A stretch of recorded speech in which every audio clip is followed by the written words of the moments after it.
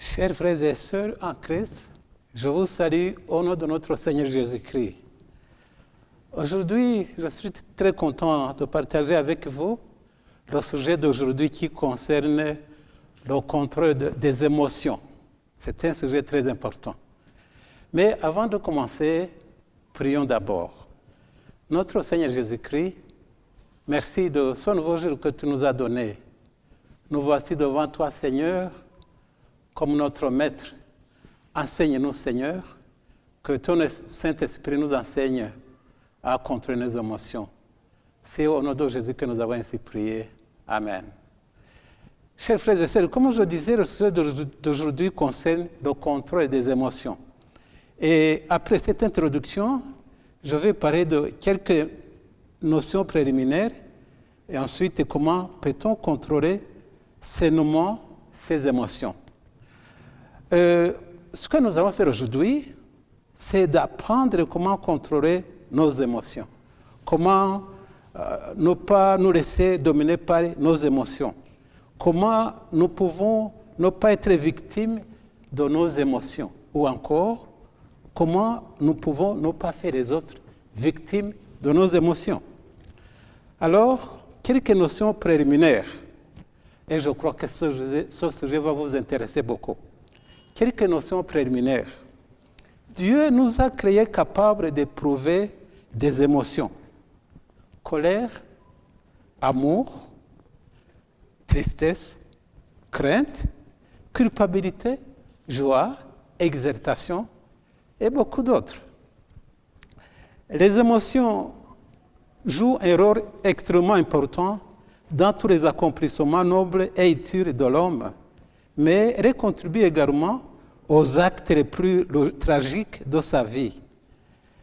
Nos émotions surgissent à partir des stimulus internes ou externes et affectent l'organisme et le comportement de la personne.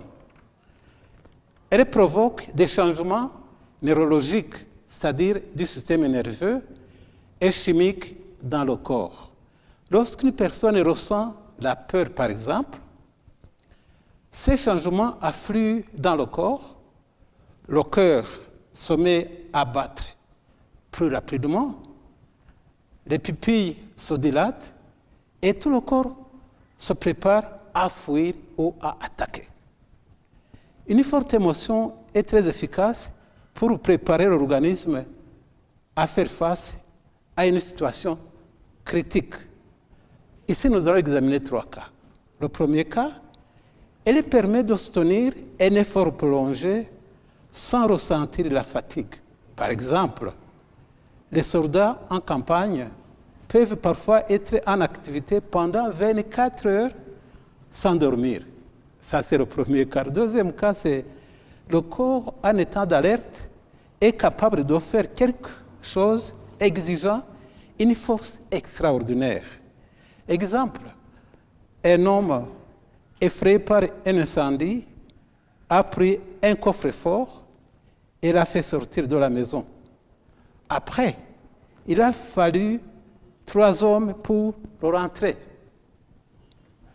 Le troisième cas, une émotion forte tend à rendre le corps insensible à la douleur. 2 hommes en colère qui se donnent mutuellement des coups sentent à peine la douleur. Il y a des cas, vous pouvez les trouver partout.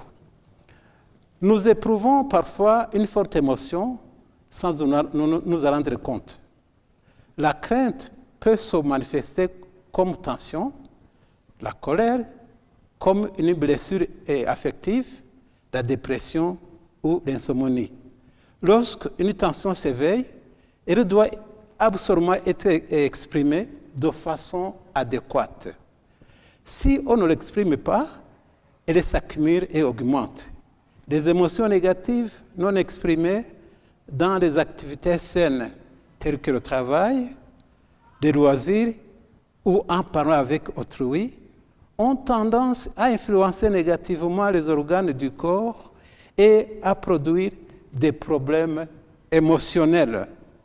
La personne peut souffrir, par exemple, d'ulcères, d'arthrite, c'est-à-dire inflammation d'une articulation, et de névrose, c'est-à-dire maladie caractérisée par les troubles nerveux, jusqu'à devenir fou. Pour quelle raison une personne réagit-elle différemment d'une autre?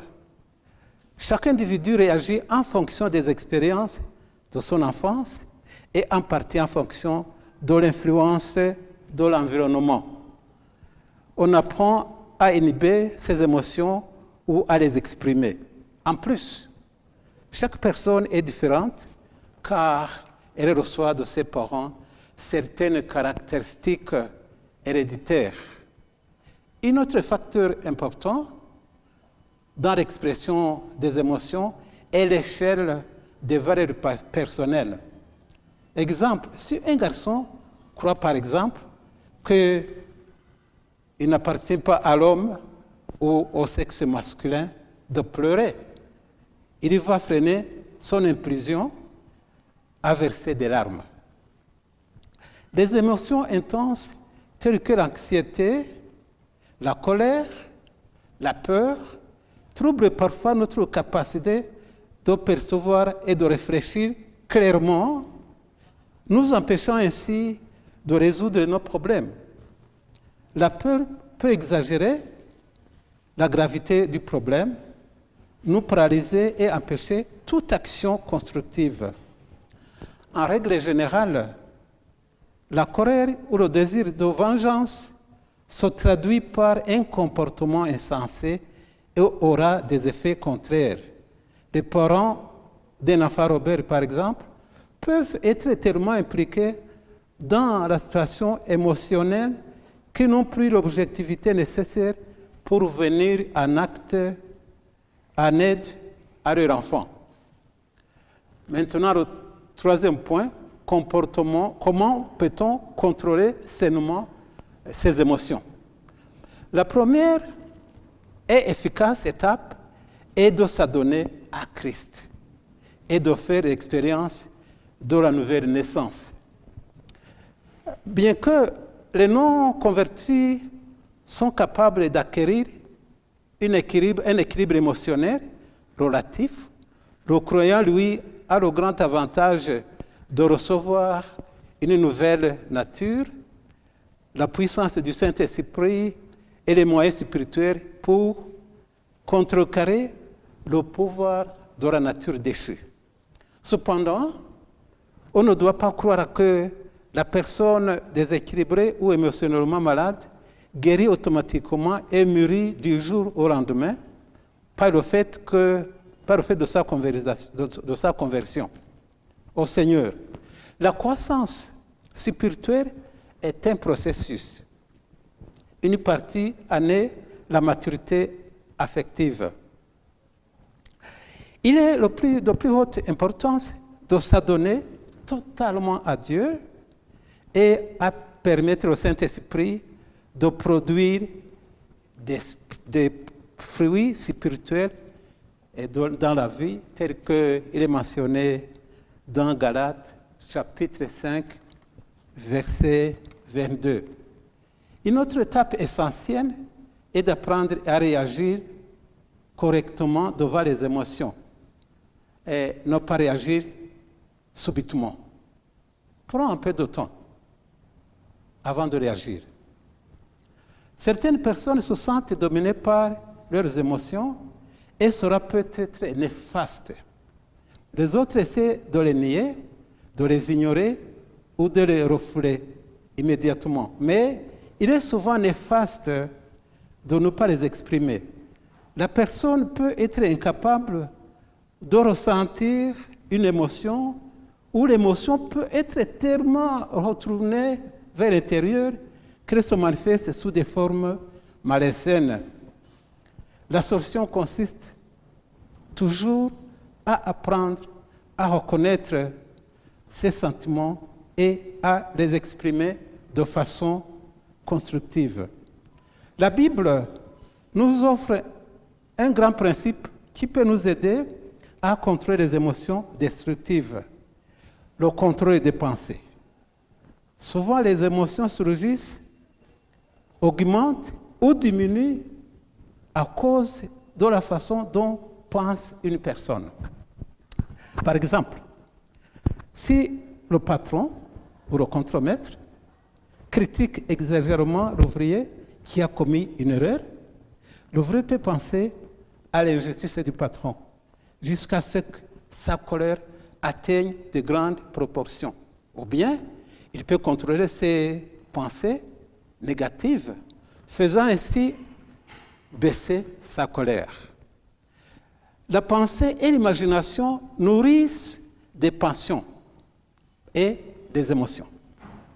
C'est pourquoi l'apôtre Paul parle du renouvellement de l'intelligence, dit aussi de s'occuper des choses spirituelles et de l'importance que tout ce qui est juste, tout ce qui est pur, tout ce qui est aimable soit l'objet de nos pensées.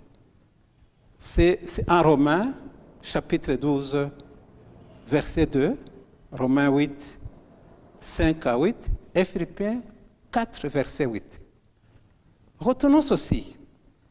Avant de clôturer cette première partie, les émotions sont normales. Elles doivent être exprimées. Troisièmement, il faut chercher à les exprimer d'une façon saine. Merci et que Dieu nous aide.